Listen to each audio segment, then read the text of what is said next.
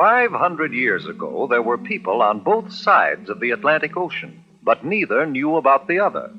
On the western side, our side, the people had reddish-brown skins and lived in huts or wigwams. On the eastern side, in Europe, the people were white-skinned. They had learned how to build houses and large sailing ships, but they still didn't know much about the rest of the world. In fact, most of them believed the earth was flat. Then one day, a map maker named Christopher Columbus had an idea. Do you know what? I think the world isn't flat at all. I think it's round like a ball. Did you hear what he said? Did you hear what he said? He said that the world is round. Oh, He's crazy, man.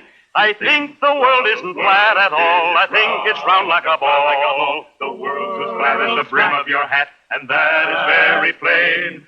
I know that I'm right, oh, I know that I'm right when I say that the world is round. Oh, I'm right, I'm right. My thinking is sound, and I'll prove the world's round. It won't take very long. But it did take long, 7 long years, before Columbus could convince a king or a queen to let him try out his idea. Then Queen Isabella of Spain agreed to supply the ships and men for his trip. "I will discover a shortcut to India and bring back some of the great wealth I find there. And I can do it, for I know the world is round. And instead of going east to India, I shall sail west and reach India around the other way. It will be a shorter and cheaper way, for I'll do it all by sea." Queen Isabella provided Columbus with 3 ships, the Nina, the Pinta, and the Santa Maria. And on August 3rd, 1492, they set sail across the unknown Atlantic. High on the foaming tide, over the ocean, onward our ships will ride, onward, my sailors. The ships sailed onward, but 2 long months after they started, there was still no sign of land ahead. Turn back, Columbus. Turn back, Columbus. We'll not turn back until we find India. Onward, men!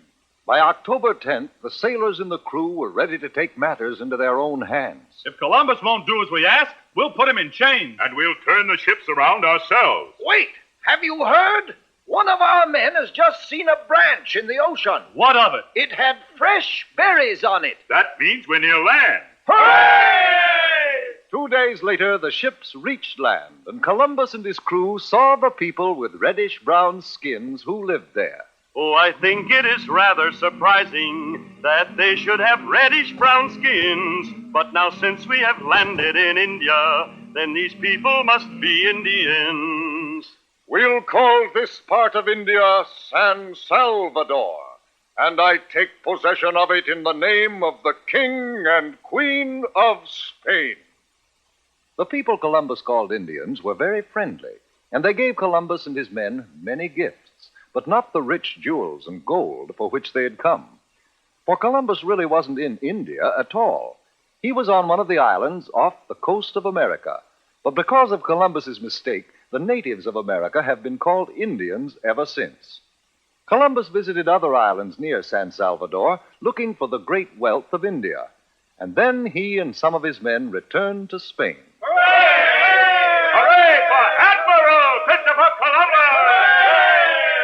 Columbus had no trouble getting ships and men for his second voyage, but he still hadn't the slightest idea that he was headed for the vast continent of America, and that he would have had to cross it and sail over the Pacific Ocean before he could reach India by traveling west.